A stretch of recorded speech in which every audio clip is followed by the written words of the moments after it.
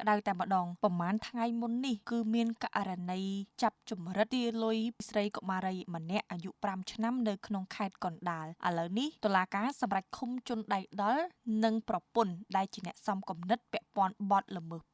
រួមមានទី1បទចាប់ឃុំឃាំងនិងបង្ខាំងដោយខុសច្បាប់មានស្ថានទម្ងន់ទោស15ឆ្នាំទៅ30ឆ្នាំ2បទឃាតកម្មមានស្ថានទម្ងន់ទោសតាក់ទងនឹងអាយុជនរងគ្រោះ15ឆ្នាំទៅ30ឆ្នាំនេះបងប្អូនគឺជាព័ត៌មានអាប់ដេតនេះខ្ញុំនឹងអានជូនទៅកាន់បងប្អូនទាំងអស់គ្នាដែលចេញដោយសាលាដំបងខេត្តកណ្ដាលអ្នកនាំពាក្យសាលាដំបងខេត្តកណ្ដាលមានកិត្តិយសសូមជម្រាបជូនដល់សាធារណជនមេត្តាជ្រាបថា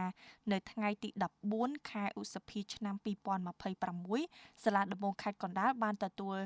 ចាត់ការលើសំណុំរឿងព្រហ្មទណ្ឌលេខ1101អកចុះថ្ងៃទី13ខែឧសភាដែលមានជនត្រូវចោទចំនួន2នាក់រួមមានទី1ឈ្មោះគឹមវណ្ណាភេទប្រុសអាយុ35ឆ្នាំជនជាតិខ្មែរឃាត់ខ្លួនត្រូវចោទប្រកាន់ពីបទចាប់ឃុំឃាំងនិងបង្ខាំងដោយខុសច្បាប់មានស្ថានទម្ងន់ទោសឃាតកម្មដែលមានស្ថានទម្ងន់ទោសតាក់ទងនឹងអាយុជនរងគ្រោះបទល្មើសដែលមានចែងឲ្យផ្តន្ទាទោសតាមបញ្ញត្តិមាត្រា254និងមាត្រា202នៃក្រមព្រហ្មទណ្ឌទី2ឈ្មោះធីណារ៉ុងភេទស្រីអាយុ27ឆ្នាំជនជាតិខ្មែរឃាត់ខ្លួនត្រូវចោទប្រកាន់ពីបទសំគំនិតក្នុងអំពើចាប់ឃុំឃាំងនិងបង្ខាំងដោយខុសច្បាប់មានស្ថានទម្ងន់ទោសឃាតកម្មដែលមានស្ថានទម្ងន់ទោសតាក់ទងនឹងអាយុជនរងគ្រោះបទល្មើសដែលមានចែងឲ្យផ្តន្ទាទោសតាមបញ្ញត្តិមាត្រា29មាត្រា254និងមាត្រា202នៃក្រមព្រហ្មទណ្ឌប្រព្រឹត្តនៅចំណុចផ្ទះរបស់ជនត្រូវចោទឈ្មោះកឹមវណ្ណានិងឈ្មោះធីណារ៉ុងស្ថិតនៅភូមិកូនច្រែឃុំព្រែកអំបិលស្រុកស្អាងខេត្តកណ្ដាលកាលពីថ្ងៃទី10ខែឧសភាឆ្នាំ2026បន្ទាប់ពីបានពិនិត្យលើឯកសារនិងភស្តុតាងនានាដែលមានក្នុងសំណុំរឿងចៅក្រមស៊ើបសួរនៃសាលាដំបងខេត្តកណ្ដាលបានសម្រេចឃុំខ្លួនជាបណ្ដោះអាសន្នលើជនត្រូវចោទទាំងពីរនាក់នៅពន្ធនាគារខេត្តកណ្ដាលដើម្បីបន្តកិច្ចស៊ើបសួរតាមនីតិវិធីអាស្រ័យដោយបានជម្រាបជូនខាងលើសូមសាធារណជនមេត្តាជ្រាបជាព័ត៌មាននេះគឺជាព័ត៌មានអាប់ដេតជម្រាបជូនទៅកាន់បងប្អូនទាំងអស់គ្នាដែលពីអ្នកប្តីប្រពន្ធសំគំនិតគ្នានៅក្នុងការចាប់ចម្រិតកុមារីអាយុ5ឆ្នាំដោយចាប់បង្ខាំងដោយខុសច្បាប់ហើយឆាតទៅទារលុយឪពុកម្ដាយគេ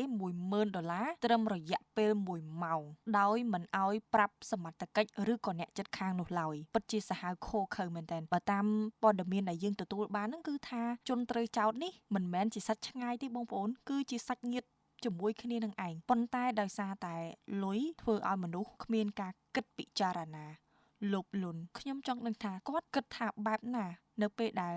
ចម្រិតកូនគេហើយទារលុយគេបានភ្លាមបើទោះបីជាគេឲ្យក៏ដោយតើគាត់នេះអាចរត់រួចខ្លួនបានដែរឬក៏យ៉ាងណានេះវាស្មើនឹងការមើលងាយច្បាប់ឥឡូវនេះត្រូវជាប់នៅក្នុងពន្ធនាគារដោយនឹងខ្ញុំបានជម្រាបជូនទៅកាន់ទស្សនិកជនបងប្អូនអ្នកលេងបណ្ដាញសង្គមគាត់ខឹងសម្បាមែនតើរួមទាំងនេះខ្ញុំដែរចោះទម្រាំតែឪពុកម្ដាយសាច់ញាតិរបស់កុមារីរូបនេះថាតើឈឺចាប់យ៉ាងណាមុននឹងកូនខ្លួនឯងបាត់បង់ជីវិតវេទនាខ្លាំងមែនតើចាប់បង្ខាំងគ្នាបងប្អូនបានឃើញរូបភាពសំណោះខ្លាំងមែនតើនេះមិនមែនជាសាច់ញាតិរបស់យើងទេណាប៉ុន្តែយើងឈឺចាប់ខ្លាំងចោះទម្រាំតែគ្រួសារគាត់រុំដៃរុំជើងយកស្គុតបិទមាត់ផងអីផងធ្វើយ៉ាងណាឲ្យក្មេងស្រីម្នាក់ហ្នឹងគាត់មិនអាចទ្រាំទ្រជាមួយនឹងការចាប់ចម្រិតនឹងបានណាមិនដឹងថានិយាយយ៉ាងម៉េចឲ្យសមជាមួយនឹងទង្វើរបស់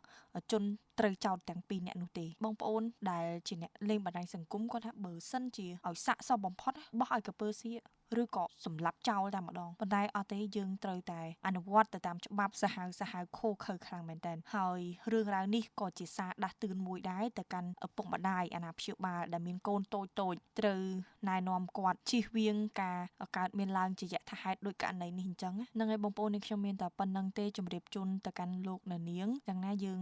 ចាំជួបគ្នានៅវីដេអូក្រោយបន្តទៀតអរគុណបងប្អូនទាំងអស់គ្នា